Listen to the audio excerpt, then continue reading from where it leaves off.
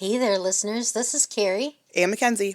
Before today's episode, we want to remind you that the content in this episode is not intended as medical advice, diagnosis, or treatment. The use of the information on today's podcast is at the user's own risk. Listeners should contact their doctor or other qualified medical providers for medical advice. Now roll the intro. Thanks for listening. Please enjoy.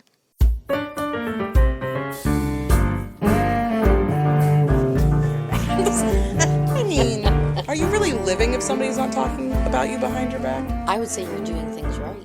Yeah, I had a conversation with somebody the other day because that person had been saying that, like, the person they were talking to was criticizing them about something or whatever, and they didn't have a good reply back because they felt like it was undue criticism. And I said, you should just say something about, like, well, I'm glad I live rent-free in your head or something like that. Yeah. Put it back on them. All right, let me grab my notes. Okay. Welcome to the Much Madness podcast. I'm your host, or one of your hosts. We're your hosts. Kenzie is in charge. No, don't put me in charge. I don't want to be in charge. What's wrong with you? Neither of us are in charge, yet simultaneously in charge. Like,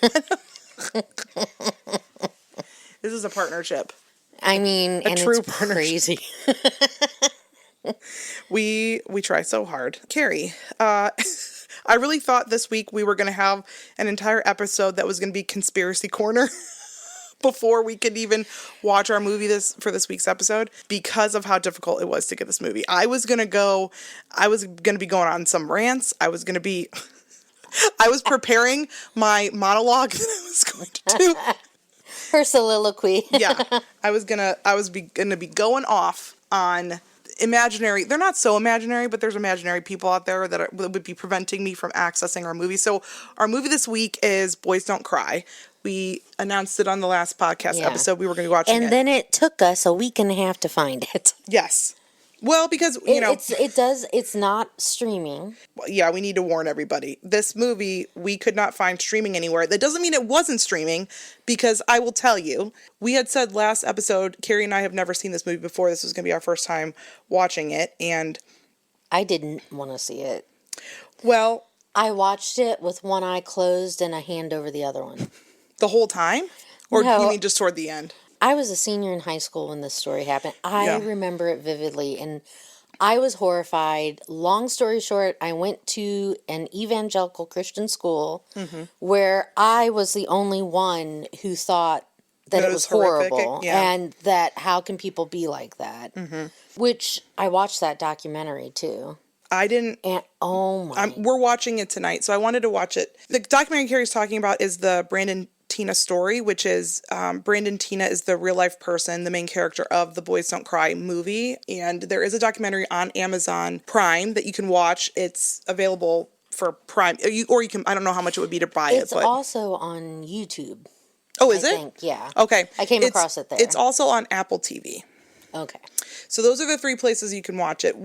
I don't have Apple TV. We have Amazon Prime, so we watched it. And fun fact though about Boys Don't Cry, you could have watched it on Amazon Prime I don't know when it got taken off, but up until like a couple of months ago, because even though I've never seen this movie before watching it on the DVD that Carrie and I had to procure to watch the movie, but my husband had watched the movie a few times on Amazon Prime, so it was available up until recently. And also, who would have thought your husband...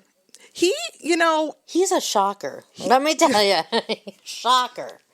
The nice thing about my husband is he surprises me, usually in pleasant ways, I'll say, but he likes to watch different types of things. Now, he usually likes things that are more true based. So because this is based on a true story, my husband was all about it and he wanted to watch it. So he likes the movie. He says it's very well done. He liked the movie. But he hasn't seen the documentary, and we were going to try and watch it before we recorded, him and I together, but yeah. I watched it last night. Oh, you'll have to educate. At 11 p.m. And it was horrifying. There's actual footage or actual audio of Brandon being interviewed by police after he had been brutally raped. Spoiler. And trigger warning. Honestly, this whole movie is a trigger warning. Yeah, I mean...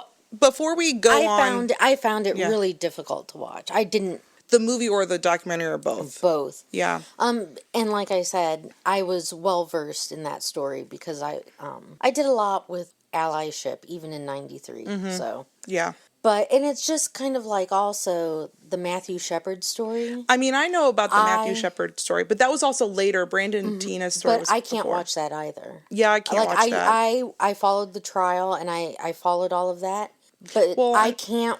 There is a the movie. pictures are horrific. Yeah, And they were and the thing is that we have to keep in mind, like, those pictures were they on the internet? Where did I see those pictures? Were they in the newspaper? Probably the the pictures of his internet. body? Yeah, but they would have been posted online to a news source then. Well, I watched They didn't hide anything, Carrie, back then. I mean, this was only know. 20 years ago. 30, 32, For 93. For We're talking about Matthew Shepard. I'm talking about Matthew Shepard. Yeah, Okay. Matthew Shepard's photos were online. Well, Because I remember seeing you can them. find anything online. I read In Oh, yeah, Cold that's true. Blood, and Oh, I was just yeah. researching it, and I came across every single crime photo that the police took in that house after the Clutters were killed. Oh. And Because it was posted somewhere? Logged it somewhere? was in like this true crime like wiki community where you could find out about true crimes, and all you need is a Freedom of Information Act and it's Right. yours. But I guess I didn't really think about it when I'm like, oh, crime scene photos. Right. And I open them and I mean, they're obviously graphic. Yeah. They were all shot and killed. So, Yeah. But yeah, I'm sure you could find any sort of photos from crimes you want. Yeah, it's just... We're hoping you don't want to do that. Yeah. I think, though, luckily, some things have changed, like where they don't just automatically post photos like that for just And they everyone to also see. do a lot more now with protecting the identities of Yeah. people who are victims. Right. Especially with minors, but I think victims in general, like you said. Well, yeah, because isn't it like on the news if there are rape victims or victims of domestic violence, they generally Right. don't put the name out. When you see the police that are interviewed who were In the in those documentary or the movie? interrogations, In the documentary or the in the movie? documentary. Okay. And you will become... I mean, I had a really hard time sleeping. I was so enraged by the time I was Yeah. done.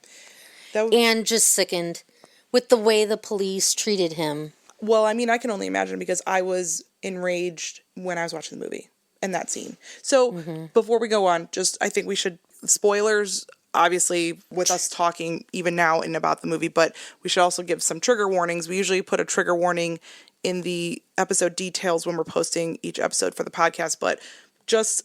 this movie is pretty disturbing. It's about a disturbing subject, which is the murder of Brandon Teena. But before he was murdered, he was also raped by his murderers. So And the rapes happened well before he was...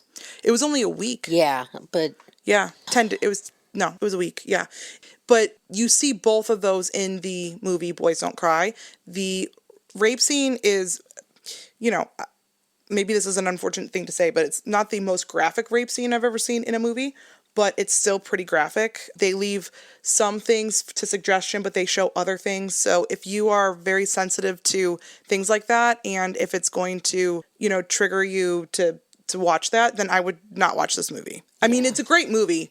It's a very important movie, but The one scene that just floored me was after Lana tells the family, that Brandon was born female, and they take her in the bathroom to look and strip her down. I almost texted you last night and said, I'm out. I'm not watching this. I can't take it. yeah.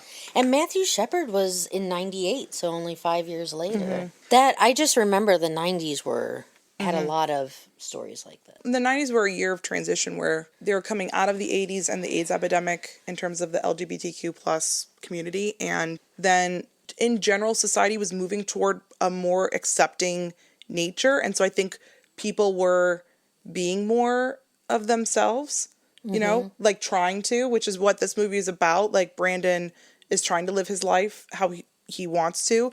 But I still think that there was that pushback though from, very traditional, like people who are entrenched in like mostly religious beliefs, right? I mean, Well, I someone mean, who's... when you grow up and you are taught, and you're kind of, I'm speaking so much of myself, Yeah. and you're just really insulated, and you're not exposed to a lot of the outside world, and you totally believe that the Bible Right. was written by God speaking to man, Right.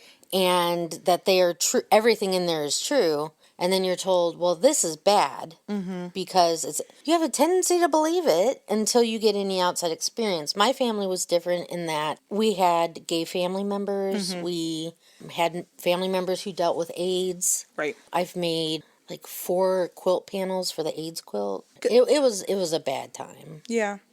Because there's definitely people who can live in this country believing Christian values like that are, I would say, based in the Bible. I mean, maybe I shouldn't even say that. There's certainly people that can live their life according to Jesus's teachings, like Christians, Right.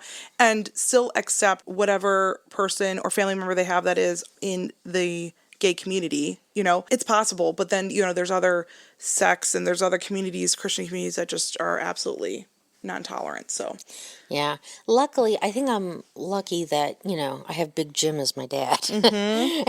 yeah. There's a lot of critical thinking that goes on around this house. Well, then the question is, like, it comes down to, like, if this is a person who you disagree with, is this a person that Jesus would love or not? And he loved everybody. Right. So, he loved all sinners. It was... No, it just reminds me of the bumper sticker that was one of my favorites. Unfortunately, I never owned it, that said, Jesus loves you, but everyone else thinks you're an asshole. Jesus loves everybody. Yes. But everybody else is saying, speaking about talking about being talked about behind your back. Go talk to Jesus. Yeah. No one else wants to hear it.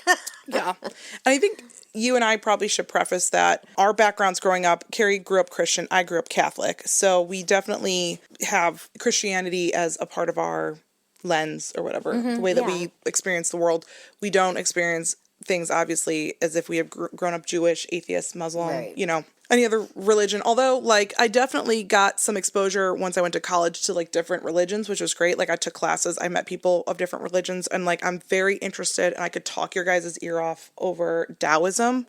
They're spiritual, but it's like philosophical. Yeah, it's like almost. philosophical. It's like Confucianism, right? Yeah. It's, like, very similar. So that type of philosophy, though, also informs me. That's something I learned about in college, and I definitely see how, at least from my perspective, how it's present in the world. I don't know what else I would say, but I could do a whole episode, if not more, about Taoism. So, And maybe she will. but anyway, I thought this episode was going to be Conspiracy Corner because we couldn't find it online. So I was going down the very negative rabbit hole because this movie is about a trans person. I was like, That's it. That's why we can't find it. well, yeah, because there is concern about trans erasure because, not that I really want to come back to this topic over and over again, but the current administration of the United States government is taking things down off of public websites about women, about trans people, about anyone in the LGBTQ plus. Yeah. They've taken things down. Anyone who isn't a white man. Really. Yeah. A straight white man. Yeah. So, that was my concern that, private companies were now doing that. So go ahead. I learned some things about movie rights and the fact that it was an independent film. Carrie looked some stuff up.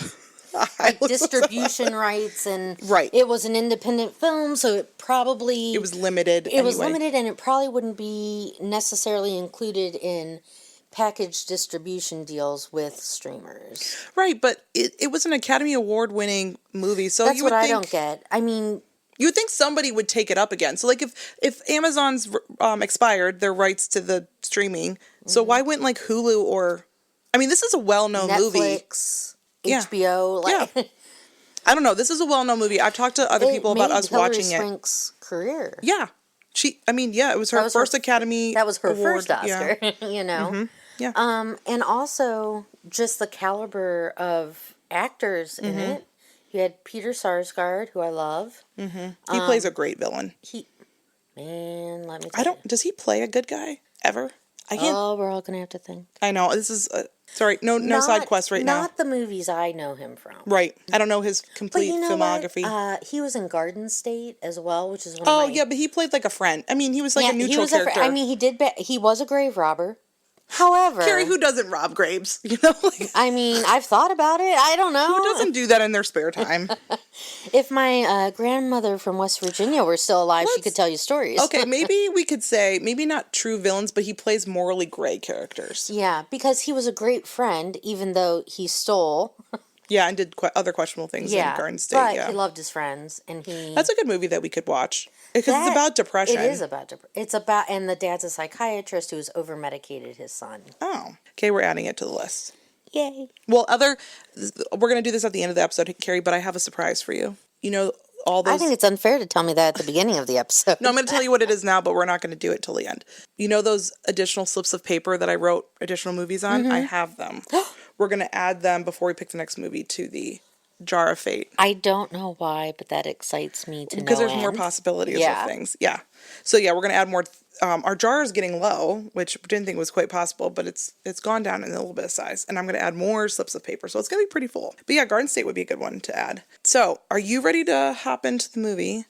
Do we have any concerns, apologies, thoughts, or prayers? I think we need some thoughts and prayers.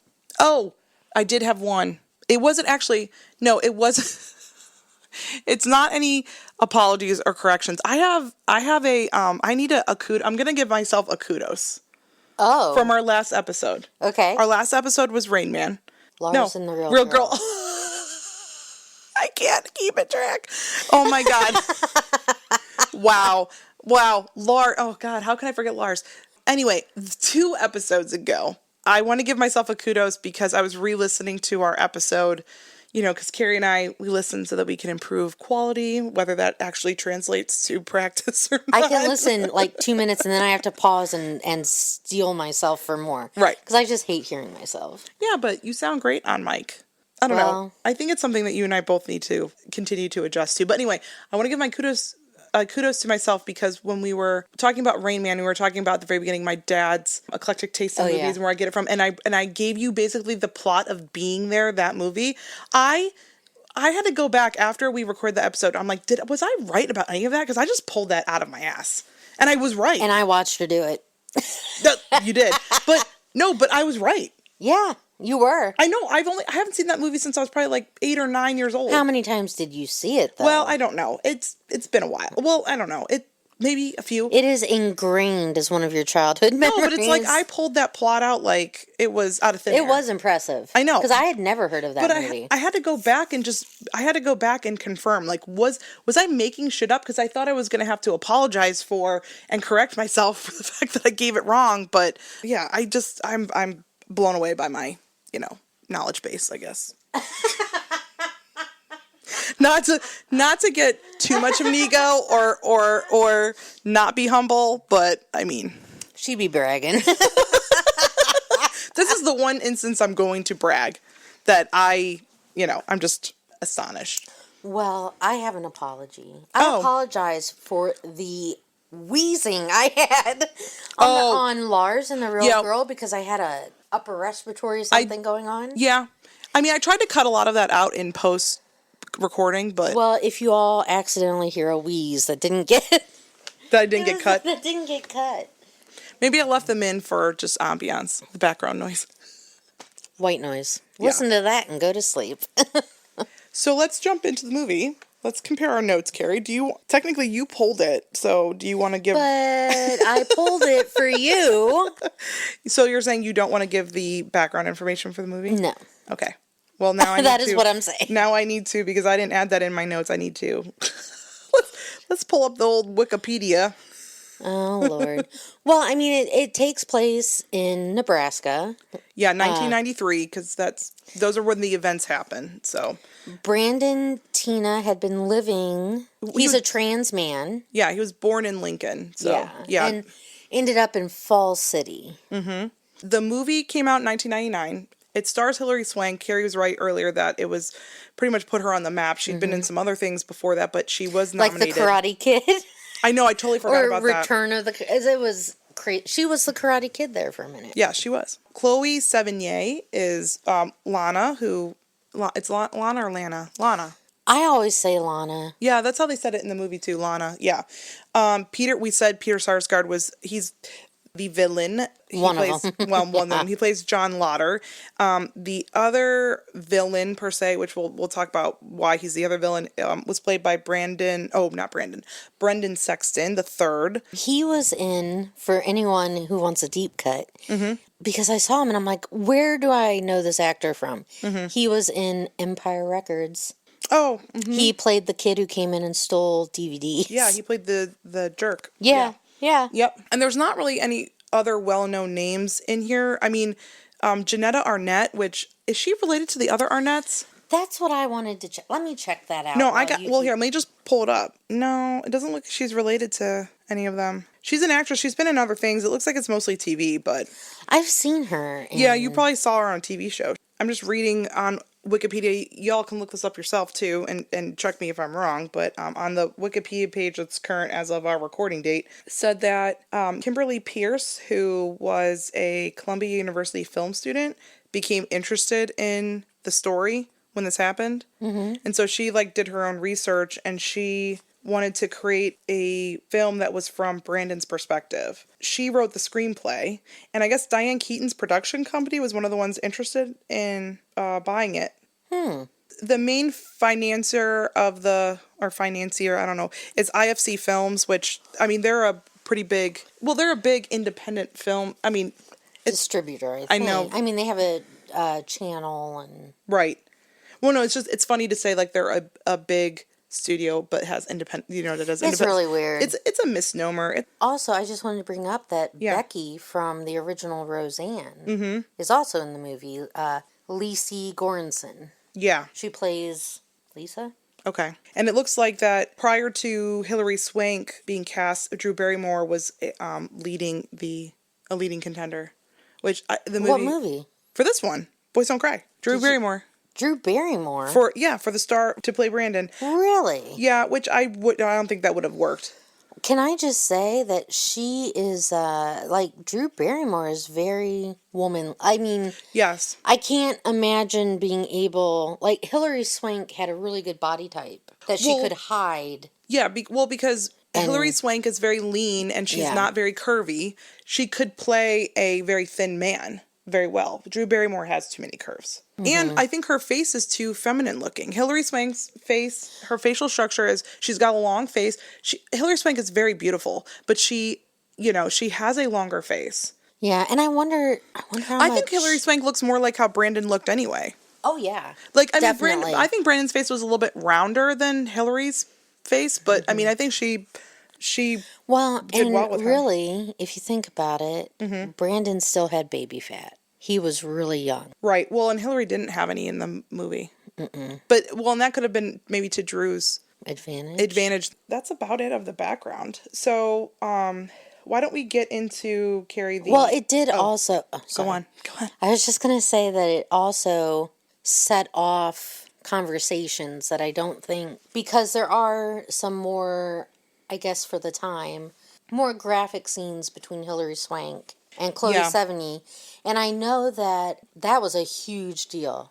They're showing how the sex is and... Yeah. I mean, unfortunately, people are stupid and have just hate and... It's including other areas of life, other perspectives. Perspectives that had not been shown before. Yeah, because it's not like... I mean, unless you go back to some Like It Hot. Well, right, but it's...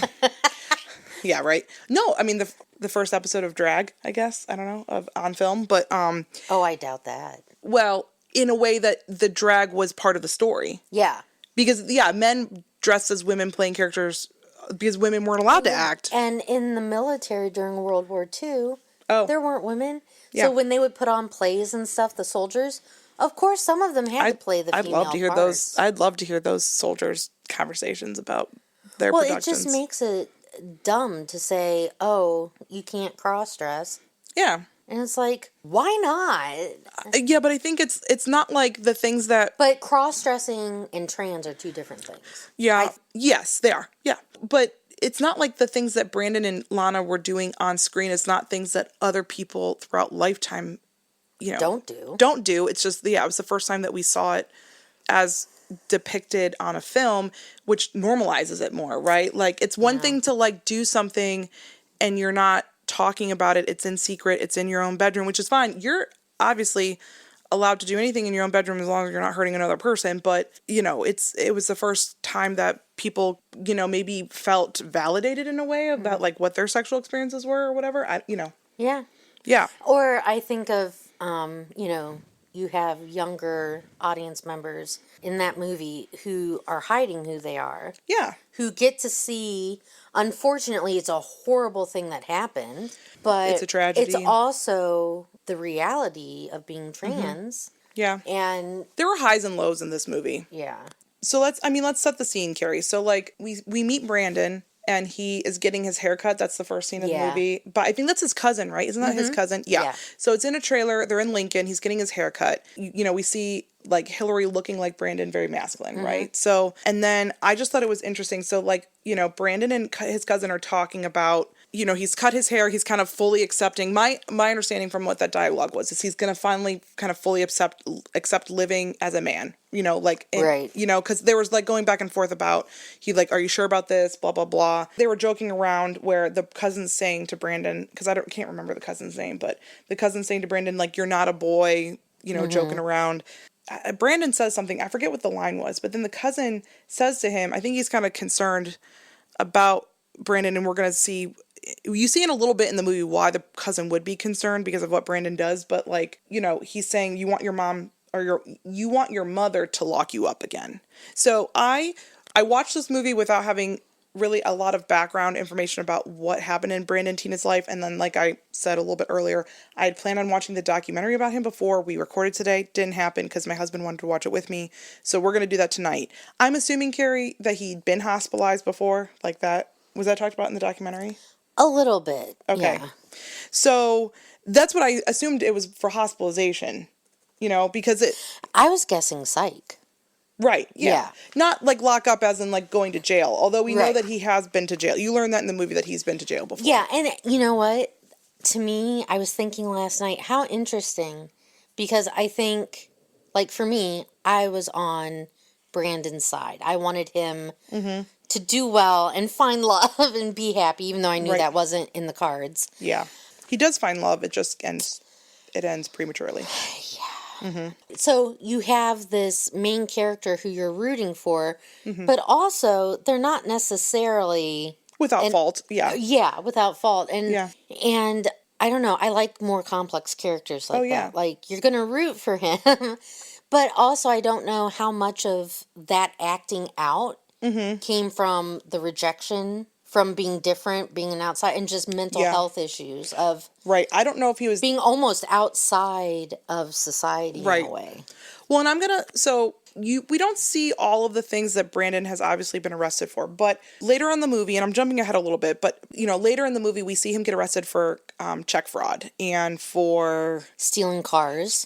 Yes, and snip things. He stole a ring for Lana, like, from the gas station, right? But, like, we don't know all that he's been arrested for, but, and we also don't know, at least I don't know... It wasn't, like, felonies. It was just, like... But we also don't know if, like, I was just going to say, not that I'm trying to, like, change anything about this movie or anyone's perspective of it, but I was just wondering, too, as I'm watching it, like, I wonder if he was ever diagnosed with anything like ADHD or bipolar disorder, because those conditions, you know, those are just two that came to the top of my head. There's other things that have impulse control issues, but, you know, if you have an impulse control issue acting on, like, those thoughts that you have, like if you're in a manic state, or like with ADHD, it's just like whatever's present in your brain, that good idea at the time, just do it. But the thing is, I think Brandon, you know, he was living his life out of societal norms, and I think that's going to be breaking one or two laws, doing different things. But, you know, that's not to justify him stealing a car or trying to cash a bad check. But. Well, and I think a lot of us don't know what it's like to live a life that other people say is an abomination, and you have to keep... I mean, I think there was just so much going against him. Just from the start. Yeah. And his cousin, back to the cousin and the hair cutting, Brandon tells his cousin, well, I have a date. Let's go to the bar. I have a date. Yeah. No, not the bar. It was a roller rink. Yeah, it was a roller rink, which, oh my God, the roller rink in the 90s, that was such a classic, like, that took me back, Carrie. Yeah. That I could feel, like, I could smell Oh, yeah. what that roller rink smelled like. I smelled the Illyria roller rink Yes. like Oh, yeah. nobody's business. Yep, I smelled it, I felt it, I knew what music they were playing, like, I was there. I was in that roller rink. You know, I would have been much younger than all of this when this happened, but, like, yeah. Well, in the 80s, too, like, our school would have, like, roller rink nights where Right. they would rent it out and Right. we could all go and pay a small fee. And, well, Brandon eventually ends up at the bar. I don't know if he doesn't want to go home or if he's probably having too much fun, like, living his life how he wants to. He ends up at the bar, he meets Candace, like, and then things go on from there. So basically what happens from there, give people a summary because it's just like, So much goes on. it happens all at once. But, like, Candace is a bartender at this bar, but she's not working. It must be like her off night. She's not working. She's sitting at the bar. She's having a conversation with Brandon. Brandon goes up to buy cigarettes, and then a guy sits in Brandon's seat. He's like this big guy. He's hitting on Candace. I think he's intoxicated because his eyes were bloodshot. And Candace does not like it. She's very much into Brandon at the time. So Brandon comes back. There's a fight that ensues because there's other people in the bar get in this fight. And then they leave the bar. Brandon goes with these people who help defend him against the other people in the bar. And then he just joyrides with them. They, like, get in a car. They drink more. He ends up passed out at Candace's house, which is in the middle of nowhere. Where was it? It was something Falls, right? Wasn't it? It was, do you remember? Fall City? Fall City, that's right. Was he in Fall City now? Yeah. Yes. Yeah, and that's where the majority of this movie ends up taking place. So, the one thing that I thought was funny too, so, like, he wakes up at Candace's house and he doesn't know, like, how he got there because he got blackout drunk, and he finds a corded phone outside. Do you remember that scene? I don't know what was happening. He was outside Candace's house because they're in the middle of nowhere in Nebraska. Like, this must have been in Fall City, but maybe outside of Fall City, like on the outskirts. And there's a corded phone outside, just, like, hanging out. And I was like, yep, definitely 90s, but outside, you know, whatever. And then he's calling his cousin, telling him where he's at, but and trying to see if the cousin could come get him. And the reason he knows he's in Fall City or whatever is because he looks up an address on an envelope. Oh. That's outside because the mail's outside. And so that's where he tells his cousin. And his cousin tells him that he's got to stop doing this because this seems to be a thing that Brandon does where he, like, drinks a lot and then maybe ends up in situations. Self-medicating. Right, yeah.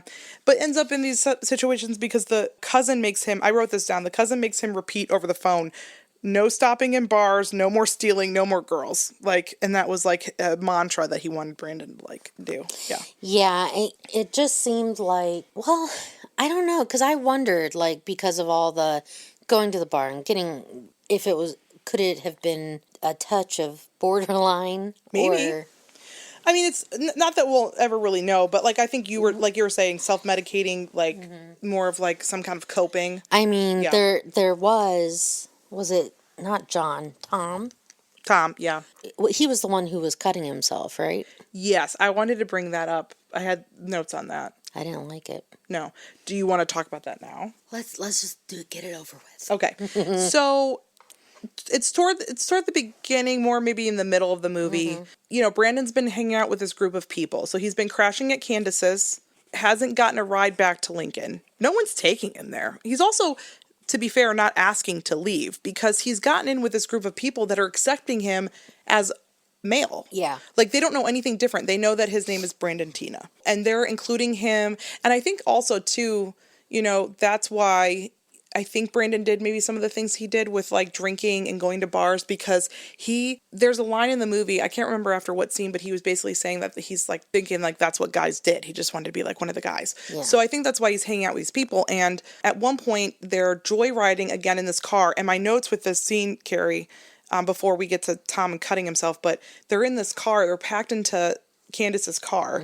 And my note is, like, how many people can they fit in this car? Like, I mean, I know cars built in the 80s were, like, you know, different built, but... Hop in my Chrysler, it's as big as a whale. Yep. Thank you for that, Carrie. I had a big old Cutlass my senior year, and my friends and I I could fit 4 people in the back on that bench seat. Yeah. Because it was so wide. That car was huge. Oh, yeah. And then I could fit 3 in the front, sometimes 4. We see them get picked up by a cop, basically, because they're joyriding, and then Brandon's driving because all the rest of them are trashed, and he is encouraged to speed on the highway because they're arguing with another car, blah, blah, blah, they're racing, and then a cop pulls them over, well, at least tries to. He eventually does, but they're like racing, and John is encouraging Brandon to drive is from the back seat, go, go, go, and then they get stopped, and then Brandon does get a ticket, yep, for speeding,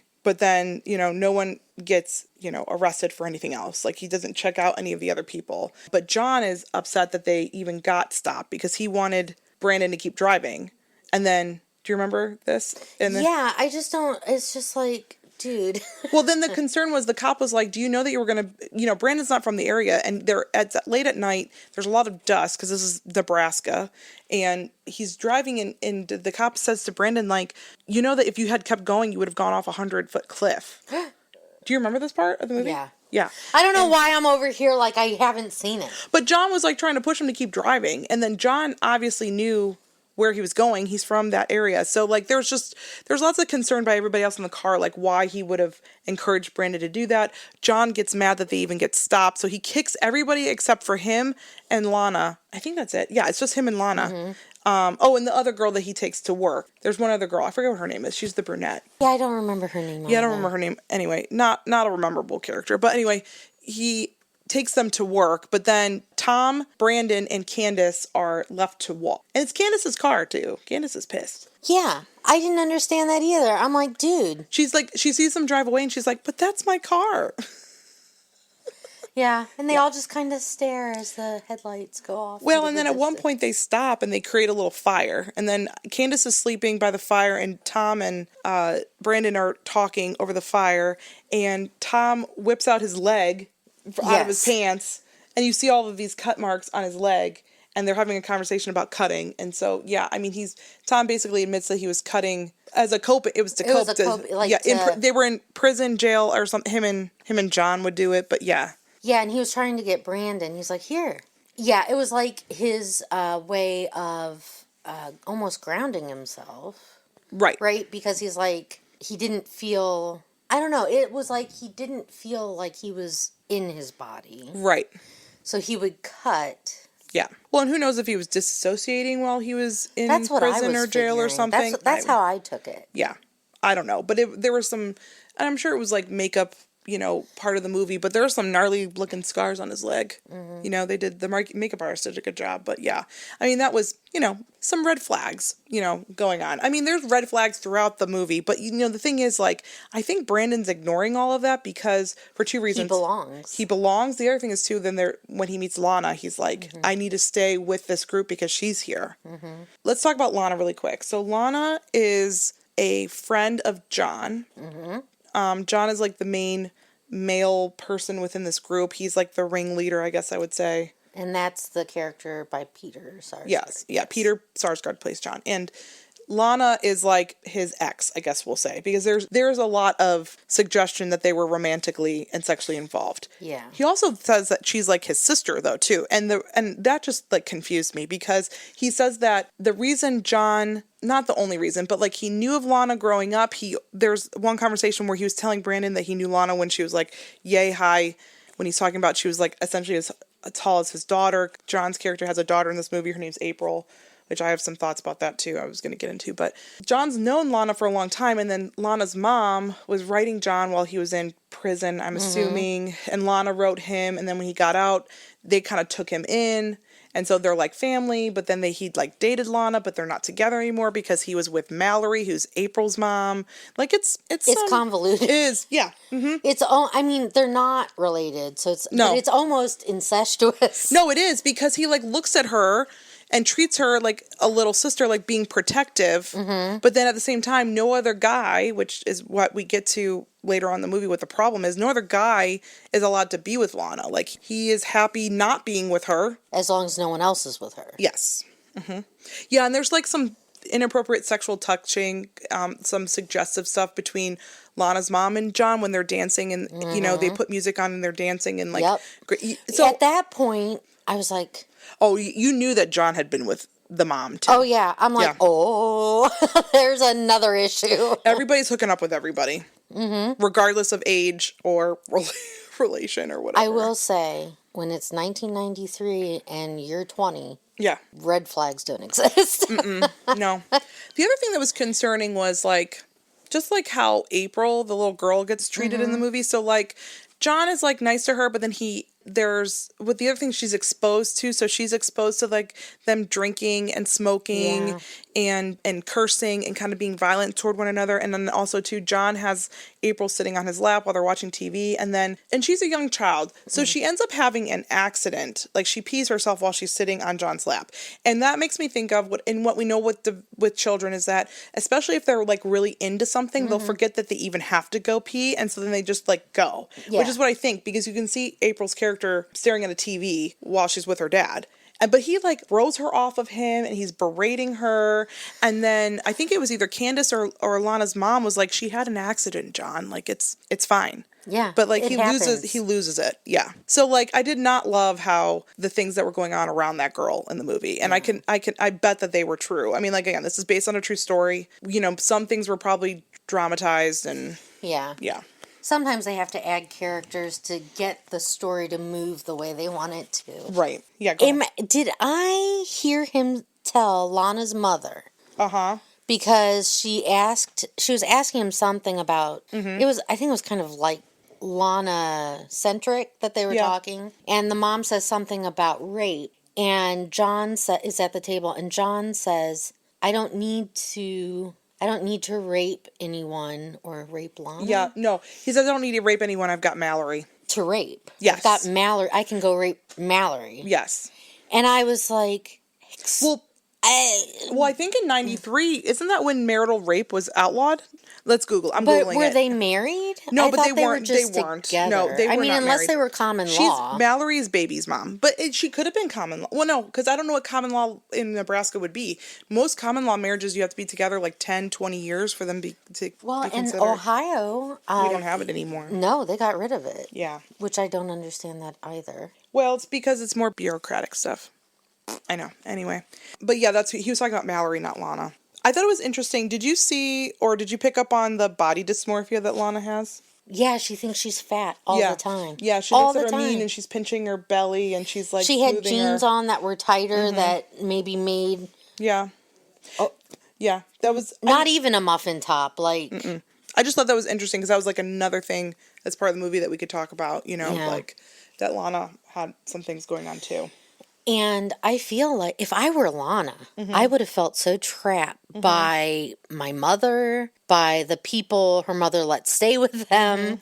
Yeah. And then she meets Brandon, and I mean, I think she really did. I think they clicked. I mean, and I think that Chloe Sevigny and I think Hilary Swank played that off really well, like that chemistry. I think that Brandon was genuinely nice to her, and I don't think she was used to that. Yeah, and so genuinely treated her like a human. Right. Not just a sex object. And it was the first male that she knew of that was treating her that way. You know? Maybe not the first. We don't know Lana's story, but like what it's we could an assumption. See. Yeah, it's an assumption that... Or no one had treated her well in a really long time. Right. At some point, as Lana and Brandon's relationship is growing, they're becoming closer, they're kissing, and they're becoming more intimate. Lana does find out that Brandon is not born male. Right. And it was a combination of a couple things. So like they're becoming intimate and Lana sees that Brandon's boobs are taped. Yeah. Okay. And saw the cleavage. And then I think that's when she's suspecting, but it wasn't until Brandon gets arrested for that check fraud, put in jail, then Lana bails him out. And then they're intimate again. And Lana is trying to go below the belt, and then, realizes there is that scene. It is a graphic sex scene, spoiler. There's no there. Yeah.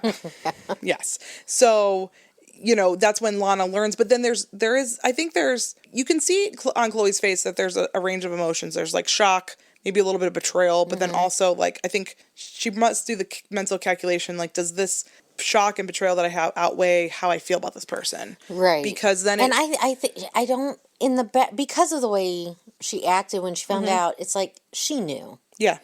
She knew deep down. Yeah. And I think she decided it didn't matter. Right. That this is someone who treats her well. Right. And that she feels like she can depend on, considering the assholishness around her. Yeah, and I think to Lana's credit, she treated Brandon like the guy he wanted to be, rather than like this being the like a born female person who's, you know, trying to be male and and like maybe like saying to herself like, I'm okay with being with women then. No, it was like, I'm okay with this trans man, you know, which is great. I also thought it was interesting. Did you pick up on when, you know, during this, you know, this is kind of maybe the climax maybe of the movie where, you know, Brandon's basically being found out, you know, by people at the jail when Lana's visiting Brandon, and he's kind of trying to explain to her why he's in the female section of the overpopulation. Well, he said that, but also too, did you pick up I thought he was trying to play off like he was intersex, because he told her that he was born with twice. Yeah. In the movie. Yeah. He said he was a hermaphrodite. Right. Yeah, but he wasn't though. But he wasn't. Yes. But I think maybe that was to normalize it more. Yeah. Or? Like I think to Brandon, it was like, well, if I tell them that, you know, they'll understand that. Right. But no, they're not going to understand. Right. Because it's 1993 in Nebraska. Right. And wow, I got really loud. I'm just impassioned. I know. We're going to see how that sounds on the recording. Yeah. It might be an apology next week. I don't know. Sorry, we blew out your eardrums. But to me, hearing hermaphrodite, I was born with both, sounds... I'm trying to put myself in, like, Lana's mom and Tom and John. Hearing hermaphrodite, I would assume would make them think of him as a freak, not this makes sense. Right. I think they were also going to still want to check his genitals, which is what they want to do. So I think we're moving along through the movie pretty good, but this is the critical point where we're going to probably spend a little bit more time talking about. And I was surprised by the mom's behavior. I will say that. In what way? Lana's mom? Yeah. Just the way she went off on Brandon. I mean, I understand that's her daughter. Right. Okay.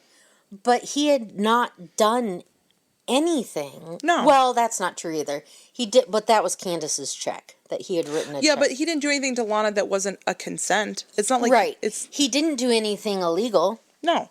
He but I mean, I am once again, I guess, put my mind in in Nebraska in 93. No, but you're totally right though, Carrie. But I always feel like the moms would be more caring and not saying, if you did anything, hide the evidence to John and... Oh, yeah. No, Lana's mom is not a very consistent character. No, so she is problematic. No, she's problematic because you're picking up on that too. So, like, we see Lana's mom be welcoming of Brandon. She's also, like, having issues with boundaries though with John and other people, like sexual boundaries. Also too, the first time we see Lana's mom anyway, she's passed out on the couch because of drinking. So she's probably an alcoholic, maybe functioning on some level because she goes to work. But she's welcoming of Brandon, then she reacts like you're talking about when she finds out, and she says, I have the quote down, Lana's mom says when she's confronting Brandon on what he is, which is a trans man, he says, what have you done to my baby? Yeah. But at the same time, Lana, well, I mean, it was Lana's suggestion, but then Lana's mom is totally okay with having Lana check his genitals, like, in the bathroom. Like, this is your baby, but you're okay with, like, checking the genitals. Forced her to go in there. Yes. And to do it, the bedroom. This was before the bathroom scene, but, in the bedroom, you know, like, what? Okay, so if you're so upset over what's been potentially done to your daughter, why are you okay with her going back in the bedroom with a man, because that was to prove the manhood, whatever, of her checking that out? Like, this doesn't make any sense to me. And then, like you said, and Lana said, oh no, he's definitely a man. Right. But and then it's also too, later on, so we're kind of skipping ahead a little bit though, but after Brandon is raped and he discloses that to Lana goes and tells her mom, you know, and then they go with Brandon to the police station, so she's supportive in that way. Like, she's she's talking to the cops It about was the like facts and stuff. Yeah. She couldn't make up her mind. No, yeah, but then immediately after that, like you said, Carrie, she goes and talks to John and Tom and says, like you said, you better clean up anything. Yeah. Because she thinks it happened in the bathroom. Yeah, she sees Tom washing out a pair of jeans and hanging them. So what happens in the bathroom is Lana and Brandon come out of Lana's room because Lana has said, like, yep, he's a guy. I can confirm it, whatever. I saw it all. Nobody believes it for 1 second. So then John and Tom want to force Brandon to show himself. And so they take him into the bathroom at Lana's mom's house. And they forcibly pull down his pants. And they either shred the shirt, pull the shirt up because you can see the breast binding. And, and then... And Lana's in there, and then Lana's mom comes in, and like it's a freaking show, and it's just very graphic and it's very violent. Nothing. No kind of assault other than like a physical one happens in that bathroom. But Lana's mom, is telling them to cover their tracks, whatever. I think it's just bizarre. But also just how two-faced to go to the cops. Yeah. And help report a rape and then go tell the rapists, which only enrages them. Right. Because I think, so this is my theory, and you can disagree with me or not. I think that she being Lana's mom was okay with going to do that because Lana was pleading with the mom about helping them to go report this because how brutalized how brutalized Brandon is. And I think that Lana's mom looked at Brandon as like another woman. Like that men had done this to a woman. I think she was sympathetic to that. But then she... No, I know. I don't get it either. But But I think that's why she was okay with it. It's just so duplicitous. I know. And I didn't understand it. It just broke my heart. This was before the assault in the bathroom and then the sexual assault in the movie. But I was just heartbroken when Brandon was talking to Lana and he was talking to Lana and Lana's mom because he was trying to explain himself when he is essentially outed, right? And he says, I was born with this weirdness. It's a sort of like a birth defect. It's not so rare, but these doctors are trying to fix it. Like, it broke my heart. Yeah. And I was like, I was thinking back again, obviously I wasn't practicing in mental health back in the 90s, but, I definitely You were but a child. I know, right. But I definitely think 90s Nebraska was not the cutting edge of psychiatry, but I think, and if there's any psychiatrists or anyone who was a therapist in the 90s that treated trans people, like, I think in the bigger cities, I think they were moving away from looking at it like the gender identity disorder, which is what it used to be. But it wasn't updated until 2013 when the DSM was updated to DSM-5. How is that different? So it's the way that you look at it. So like before that, it was a identity. It was a mental health. It wasn't. It was biology. It was a choice. Yeah. Well, no. Yes, you were identifying as the gender that's opposite of your born sex, and that was a problem. It's a problem. Whereas being unhappy with it's a little bit different. I think it's less of a seriousness in terms of like looking at it as a mental disorder. So do they just assume that anyone who is trans has... So you don't have to get that diagnosis, but like I know, especially because I work in this field, we give that diagnosis because it's often a requirement for insurance to get certain treatments. So hormonal, or if you want to get surgery, you have to have that diagnosis. Which, I mean, that could be an episode for another day we talk about the ethics or the... Well, and just also they're making laws that people can't be treated for anything gender related. Yeah. Even though that affects people who aren't trans. Yeah. Because sometimes lawmakers are so myopic. That's all they're focusing on. And they don't pull back and see how certain laws, it doesn't just affect the community you decided to hate. Right. It can affect your wife, your neighbors, your kids. I think we could come up with a different diagnosis that's just about like transitioning. So like if we need, obviously, at least in the healthcare world in the United States, we need a diagnosis for everything. So I think eventually at some point there would need to be a diagnosis about transitioning, whether it's transitioning male to female, transitioning female to male, whatever. Like I don't know if we need a gender dysphoria. Not just, I said dysmorphia. I'm sorry, dysphoria.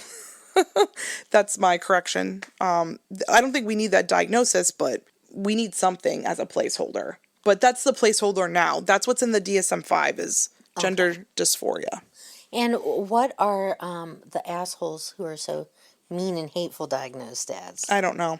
There got to be besides politicians. Oh, are we? But are we talking about John and Tom? Because they're obviously sociopaths. Oh yeah, they're especially because okay. So listen. So this is. I don't want to get into graphic details, but basically what happens is Brandon's outed. There's this big scene at Lana's mom's house. Okay, so there's a big scene, and then Brandon's in the bathroom. He's made to show his genitals. Whatever. He gets John and Tom leave. They go outside. Brandon is, then trying to get himself back together, put his clothes back on, whatever. He leaves, and then he's leaving the house, and John and Tom follow him and then coerce him into the car. Again, they're continuing to manhandle Brandon. Yeah. They drive him. They drive him somewhere else. I'm not going to do much detail, but that's where the rape occurs at a scene that is outside of the house. Mm-hmm. And then afterwards, they bring Brandon back to the house for him to get cleaned up. I just thought it was so bizarre that John is asking Brandon if he's okay after the rape. Like, when they're at the house, he's asking him if he's okay. And Brandon tells him and Tom, like, no, I know this is all my fault. Like, do you remember? Like, yeah, I remember. Yes, I'm sure you do. I'm just saying, like, this is... You keep looking at me and saying, do you remember? These are the things that, like, upset me.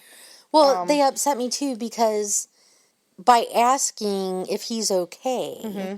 It can make Brandon think, I mean, he already, Brandon thinks everything is his fault and that he gets what he deserves. Mm-hmm. He thinks that is okay because obviously he's horrible, but he's not. No. In a way, that little bit of kindness will allow Brandon to kind of think, well, they're not so bad. I mean, I did deserve it. And maybe he would be, more willing to be around them. Right. But which was so dangerous. Yeah. Well, then the odd thing, too, is that Tom is so, like, while Brandon's getting cleaned up in the bathroom that he was, like, earlier, taking his pants off of, he's trying to plan his escape. He's trying to, like, very silently open the window so he can escape. And then you have Tom in the other room who's asking them, are you okay in there, little dude? He calls him little dude. Yeah. So, and I don't know. I think it's probably just out of habit because they were treating him like a dude. Like, I mean, they thought he was a lot younger. But they treated him as a man for, like, the majority of the time. I don't know. Yeah. I don't know if, like, the assault that they enacted upon Brandon, if that was going to change. I don't know if that changed anything in their mind. I don't know. It's just, I think it highlights the way that this is, like, a gray area. This isn't, like, black and white. People aren't going to, like, other than the wrongness of what they did to Brandon, that's definitely black and white. But, like, the way that they view him is not black and white, Yeah, it's just... It's interesting. And I just realized when I said Lacey Goranson from Roseanne played Lisa, Lisa is the girl's name in real life. Cassandra, right? Oh, Candace, you mean. Candace. Lord. Candace is the name in the movie. Yeah. For Lisa. I don't know why. Oh, yeah. You're right. Because when I looked up the details of who else was... We're going to get to that here in a second. But yeah, you're absolutely right. Yeah, that's why I was confused at the beginning. So we're going to couple the last few scenes of the movie, which, again, it just ends on a bad note. Like, there's highs and lows. This is one of the lows. After Brandon is at the police station with Lana and Lana's mom, he's making his report to the cops, and it's just... As a sexual assault advocate, like, I was enraged. I mean, I know, like, we talked about this earlier about just you with the documentary and also the movie, but then also me watching it. It's just, it goes to show you, like, how not to treat a victim of a crime. For sure. Like, these are, especially, even if it's a trans person that's the victim, like, you don't treat anybody this way. Yeah, it does. It's just how, I don't understand how people who have so much hate and, like, they don't understand that's just a human, right? A human like you, right? Yeah. Like, how can you be such an asshole to people? But you could sense that, like, the cops were wondering if anything even did happen, if it would have happened if it wasn't consensual, if, like, they wanted all these details, like, these very, but, the other thing too is, what I will say is, from talking to people who've gone through the legal system in regards to cases that have this a part of it, unfortunately, when you're making a report, like a police report, they need all of those details. But there's ways that you can do it with sensitivity and asking questions, but there was no sensitivity whatsoever. Like, they needed to know the ways in which Brandon was violated, but like, when you hear the actual recording, I'm not looking forward to it. I mean, I understand it was 32 years ago. Right. And I get that Brandon was trans, but the way the police treat her in that interview, him, yes. Sorry, I'm so sorry. You're thinking probably because of Hilary Swank, but no, him. But the way the questions they ask are just, I felt violated listening to the questions. Oh, yeah. So I can't imagine having been raped and then being asked, well, how far did you spread your legs? Yeah. You don't need to know that. No, those are details. Those are things to make you feel less than. Those are questions that make you feel not human. Right. And that it's your fault. I do think that the nurse at the hospital, because Brandon goes and gets a rape kit done, I think she was kind. I think that she was pretty appropriate, and that's how a lot of the sexual assault nurses, the examiners, they're called SANE nurses, SANE. So anyone at home who's learning about these kinds of things or interested, a SANE nurse is the one that does the exams. And I don't know, I would be, again, maybe it's in the documentary, I could always look it up, but, I don't know if the nurse who performed the rape kit on Brandon was a SANE nurse or not, because in the 90s and things, like the organization that credentials and certifies nurses to become like official SANE nurses, I think they were kind of getting all of that together. Okay. Yeah, I'll come back next episode for a correction, because I'm not going to have time to look it up right now as we're talking, but I'm going to look up when the SANE nurses were credentialed, like when that was a thing. But it could have just been a nurse at an ER. He did go to the emergency room, and yeah. So, but it was just very weird. She was kind of cradling his face. And so as a nurse, like, unless I knew that a person wanted me to touch them that way, where they vocalized it, I wouldn't cradle somebody's face. She was cradling his face. But it's like, I would think the first rule of thumb would be only touch them for clinical reasons. Right. And tell them that you're doing it before you do it. Well, and, sometimes, not that I've been a nurse in those situations, but like I've talked to patients about very hard situations, and they've disclosed things to me, and we've had like really, cathartic discussions. And then afterwards, like sometimes either I'll say like, do you want a hug? Or they'll ask me for a hug, and like I'll give that. But yeah, it was just bizarre. That was bizarre to me.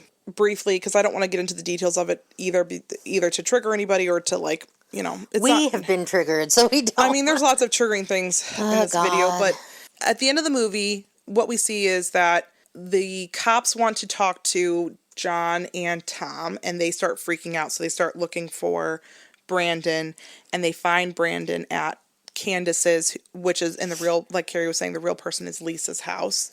And they find him there, and Lana arrives there, and they have a gun and they have a knife, and they're threatening Brandon. And then, well, they were threatening Candace first because they were looking for Brandon, right? But and then when Brandon, so Brandon goes in. Well, because he's like, you want me, you don't want me. He's trying to protect Candace. He's trying to say, you want me. He wants them Candace to go. Candace was letting him live in her shed. Well, he got demoted from the house to the shed because.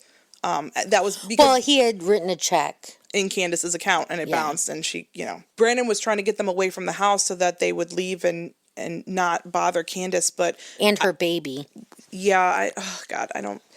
So, yeah, because Candace has a son, Cody. That's a very disturbing thing for me in this movie, but what happens is, like, I think it's because Candace sees that they have guns and knives, like, John and Tom they're not leaving. Like, they weren't going to leave out of that house without... They didn't want any witnesses. They murder 3 people.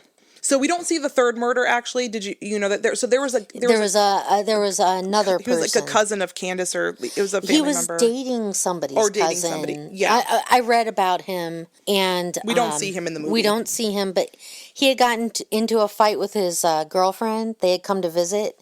So he went over to Candace's to chill out. Bad timing, man. Wrong place. Yeah, wrong place, wrong time. Yeah. And I could not wrap my head around. They had known Candace. Yeah. For decades. This was their whole life. Yeah. And, like, John just, like, didn't even think about it. Yep. Shoots Brandon and then shoots Candace. And I'm surprised my parents didn't hear me in my office when they killed Brandon. Yeah. the gasp and the yell that I let out because it was just so violent. And then John decided, because Lana's laying on Brandon by this point in the movie. He's been shot. John comes over and starts to stab him to make sure. Tom stabbed him. Tom, I'm sorry. Yeah. And Yeah, that was horrific. because he said he might have said she. He said he was twitching in the things I read online, and he wanted to make sure he was dead. Yeah.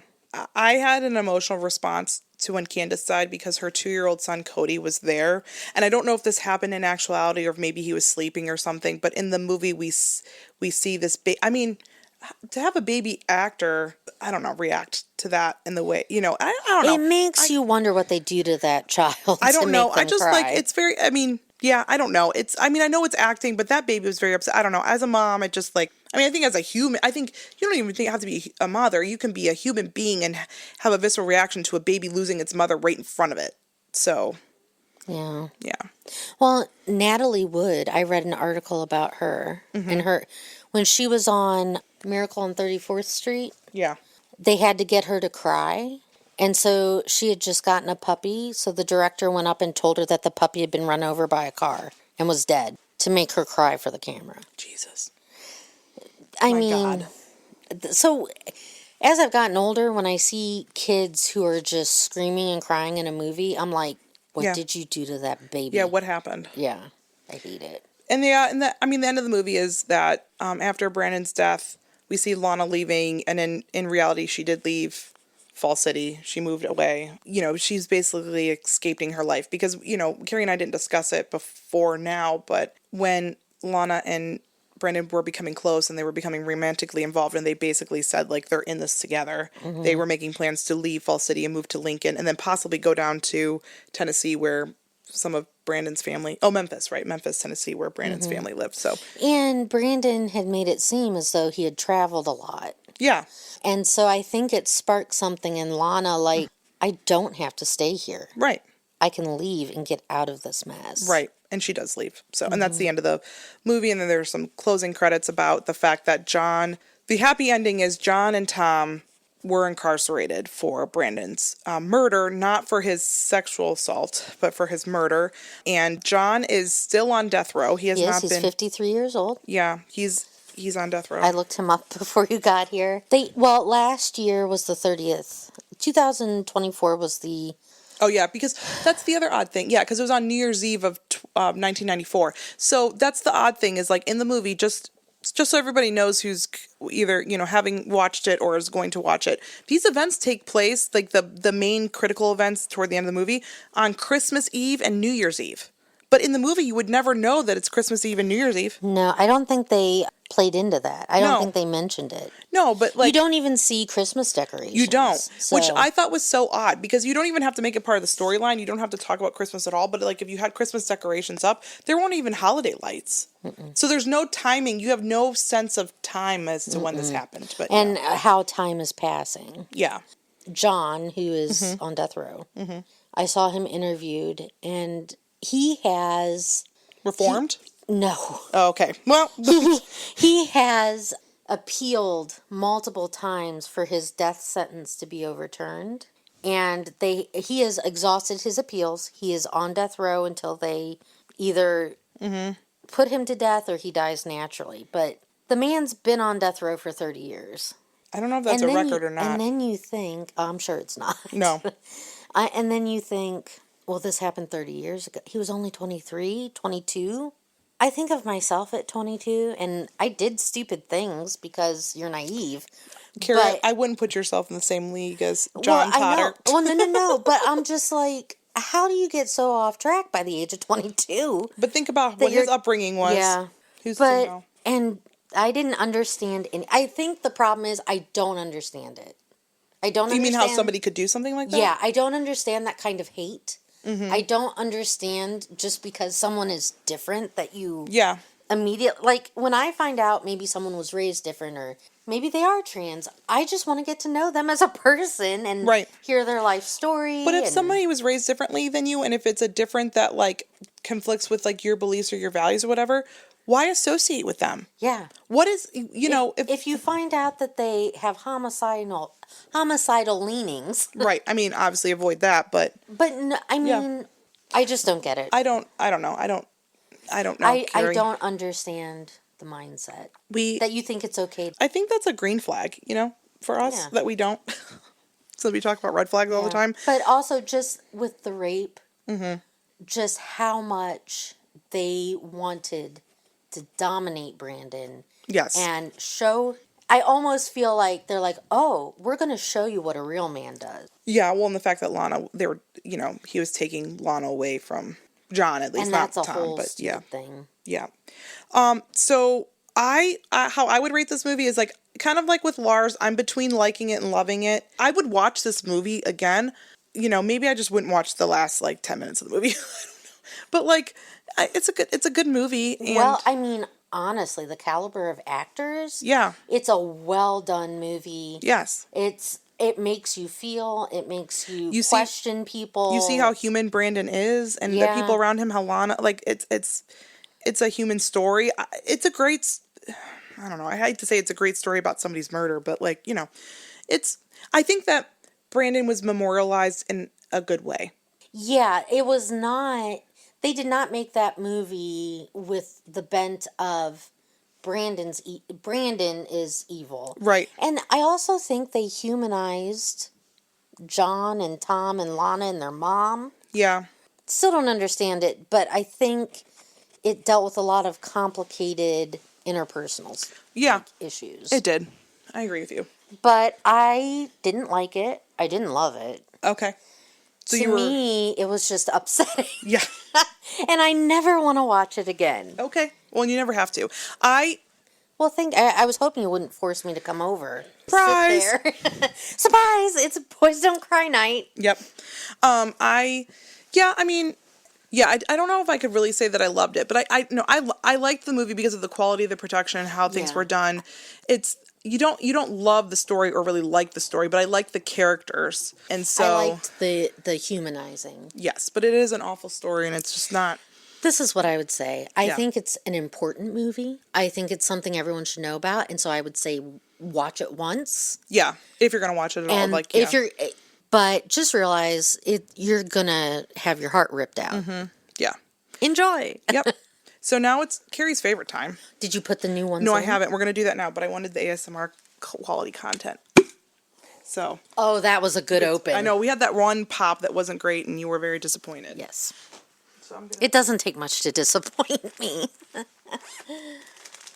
Ooh. So we're adding the movies. That's a lot. I know. I told you. I love it. Mm-hmm. And then we got to shake it up real good. I swear to God. What? If it's One Flew Over the Cuckoo's Nest, I will absolutely have a meltdown. That was one of the ones that was first on our original list. Yeah. Yeah. So I'm going to put it back on. Shake it. Shake it, shake it, shake it, shake it, shake it, shake it. Shake it like a Polaroid picture. Yep. Hopefully that wasn't too loud for the folks at home. Okay, so our next movie will be... I'm trying to only pick one. Double feature. No, man, oh yeah. Well, we have that quadruple feature. We would die. I know. All of Us Strangers. My God, I am so happy right now. Yep. I actually thought this past week, and I'm like, I should just rewatch it. We're never going to pull it. Well, we did. We did, and I didn't watch it. So there you go. I don't know, you manifested that. So, and I will say that All of Us Strangers, it's with Andrew Scott. It came out last year. I actually, I'm an Andrew Scott fan. Mm-hmm. I mean, I think he and I would be best friends. In February, a year ago, I went and my bestie Kristen and I met in Columbus, and we saw Vanya, which was Andrew Scott in Vanya. It's a stage play. He plays all the parts. Mm-hmm. It was wonderful. And then we also on that trip watched All of Us Strangers. Oh, it was an experience for you then. Mm-hmm. It was an Andrew Scott weekend. Mm-hmm. I guess we could say it was a theme weekend. It was a theme. But this movie, I will say, have your tissues. Okay.